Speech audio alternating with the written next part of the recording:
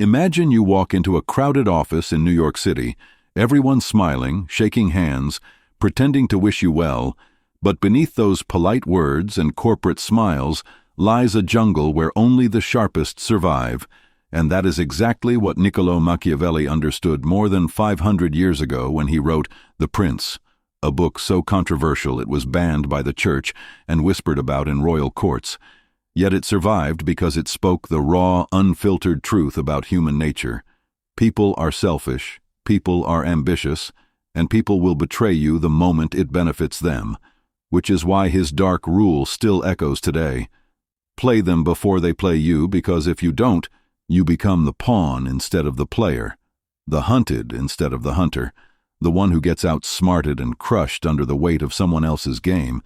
And let's be real, in America today, whether it's business, politics, or even relationships, the rules haven't changed. The game just looks different. And if you want power, respect, and influence, you must understand these timeless strategies. So in this video, I'm going to break down Machiavelli's philosophy in a way that hooks your mind, opens your eyes, and shows you step by step how to spot the game, how to play the players, and how to survive and win in a world where everyone secretly wants an advantage. But before we dive deeper, let me set the stage. Because Machiavelli was not some evil villain twisting his mustache in a castle. He was a man who lived in Florence during the Renaissance, a time of endless wars, betrayals, shifting alliances, and rulers who rose and fell overnight. And he watched closely, studied human nature, and realized that morality was often just a mask. People said one thing but did another, and survival demanded clarity, coldness, and cunning. And that is why his name today has become an adjective, Machiavellian, meaning cunning, strategic, even ruthless. But here's the truth. The real lesson is not about being cruel. It's about being aware, awake, and ready to act before someone else acts against you. Because life is a chessboard, and you're either the one moving the pieces or the piece being moved. And the first dark rule we pull from Machiavelli is this: always assume that others are playing their own hidden game, because if you believe too easily, if you trust too openly, you set yourself up as a target. And think about how this applies today. In corporate America, when a colleague smiles and says they support your promotion, they might secretly be planning to undercut you with your boss. In politics, when a candidate shakes hands promising unity, they might already be cutting backroom deals to destroy rivals. In relationships, when someone swears loyalty, they might still keep doors open behind your back. And Machiavelli would say, don't cry about this. Don't complain. Don't hope for a fair world. Instead, prepare. Because expecting the game is the first step to surviving it, and then comes the second rule. Strike first when necessary. Play them before they play you, not in the sense of random cruelty, but in the sense of decisive, preemptive action, because hesitation is weakness, and weakness invites attack. Think about a CEO who sees a competitor slowly creeping into their market. If they wait and hope it goes away, they'll lose. But if they move fast, launch innovations, secure deals, dominate the narrative, they control the board, or consider someone in high school or college who senses that a fake friend is spreading rumors. If they stay silent hoping the storm passes, their reputation suffers. But if they confront, control the story, or even expose the manipulator first, suddenly the power shifts, and in every case Machiavelli's dark wisdom is the same. Better to be feared than loved if you cannot be both, because fear protects you when love fades, and power protects you when kindness is mistaken for weakness. So, as we go deeper into this script, I want you to keep one question in mind. Are you playing them, or are they playing you? Because the answer determines who holds the strings and who gets tangled in them. Now let's peel back the next layer of Machiavelli's wisdom, because once you understand that everyone is playing a hidden game, the natural question becomes, how do you make sure you're always the one in control, always the one holding the invisible strings? And that brings us to Rule 3. Never show your entire hand, because information is power, secrets are leverage, and the moment you reveal everything about your plans, your feelings, your vulnerabilities, you hand people the tools to manipulate you. And Machiavelli advised rulers to keep intentions hidden until the right moment. And think about how that translates today. In the corporate world, where oversharing your career plans with the wrong colleague can end up on your manager's desk, costing you the promotion, or in politics, where revealing your full strategy gives your opponent a map to attack you, or even in relationships, where telling someone every weakness and fear too early might empower them to use it against you when emotions shift. So the smart move is to speak less, observe more, and only reveal when it creates advantage, because silence itself is a weapon. And that leads naturally to Rule 4. Always control perception, because reality is important, but perception shapes reality. And Machiavelli said it's better to appear virtuous than to actually be virtuous if the two cannot coexist, meaning people judge you by what they see, not what's in your heart. And this is even more true in modern America, where branding, optics, and first impressions decide who gets opportunities. So if you want power, you must learn to craft the image people see, the sharp dresser in the boardroom, the calm voice in chaos, the confident stance on stage, because these signals shape trust, fear, and respect before a single real test occurs. And Rule 5 builds on this. Learn to exploit desire, because people are driven by ambition, greed, lust, fear, pride, and when you know what someone wants most, you know exactly how to move them. Machiavelli observed that rulers gained loyalty by offering hope of advancement or wealth or glory, and today corporations retain employees with perks. Influencers gain followers with dreams of lifestyle. Politicians gain votes by promising security or prosperity. And you, as an individual, can influence anyone once you identify the lever that moves them, whether that's praise, opportunity, or fear of loss. And here's the Machiavellian twist. You don't need to fulfill the desire fully. Sometimes simply dangling it is enough to keep people chasing, and think of how many bosses keep employees hooked with vague promises of future raises, how many leaders keep supporters loyal with visions of tomorrow, and how many manipulative partners keep control by mixing affection with withdrawal. It's not about cruelty, it's about control of the carrot and the stick, and Rule 6 sharpens this lesson further, which is to always prepare traps before others set them for you, meaning anticipate betrayal, anticipate attack, and build layers of defense. So when someone thinks they've outsmarted you, they fall right into your design. And if you've ever watched American politics, you've seen this play out, where one candidate exposes a rival's scandal at just the right moment because they had the file waiting, or in business where a company releases a product just as a competitor is about to launch, stealing the attention, or even in social life, where someone you thought was being mocked suddenly flips the narrative with receipts of texts, screenshots, proof that silence was just set up. This is Machiavelli's brilliance. Never wait to react. Always prepare to counterplay before the play begins. And Rule 7 is perhaps the most ruthless of all. Eliminate threats completely, because Machiavelli wrote that half measures breed danger. If you strike at a rival, you cannot leave them wounded to recover, because they will come back stronger and more vengeful. And while in the modern world we don't mean physical elimination, the principle applies if you confront gossip at work. Crush it entirely with undeniable proof and authority. Don't just whisper back. If you face a competitor, outcompete them so thoroughly there's no space left for their return. If you end a toxic relationship, cut ties fully instead of leaving doors open for manipulation, because a clean break is safer than a lingering poison. And these rules may sound dark, but they are simply realistic. Because Machiavelli wasn't inventing human nature, he was exposing it. And the uncomfortable truth is that these dynamics operate everywhere around you right now, whether you choose to acknowledge them or not.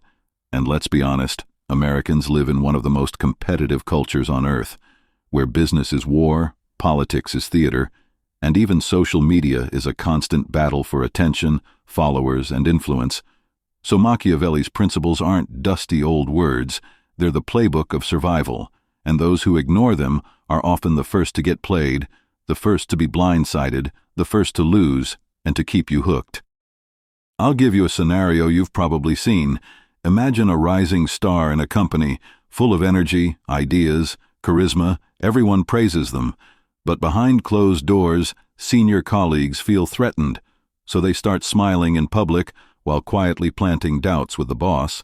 Small comments like, "She's talented but maybe too ambitious," or "He's great but a little reckless," until the boss starts to hesitate, opportunities shrink, and suddenly the rising star is sidelined, confused because they thought everyone loved them. And this is exactly what Machiavelli meant when he said, "Appearances are deceiving and hidden games are constant." And if that young star had been Machiavellian, they would have anticipated envy, built alliances with decision-makers early, limited what they shared with colleagues, and controlled the perception before the whispers began. And that's why Rule 8 matters. Never depend on anyone fully, because dependence is weakness, alliances are temporary, and loyalty is often only loyalty to self-interest.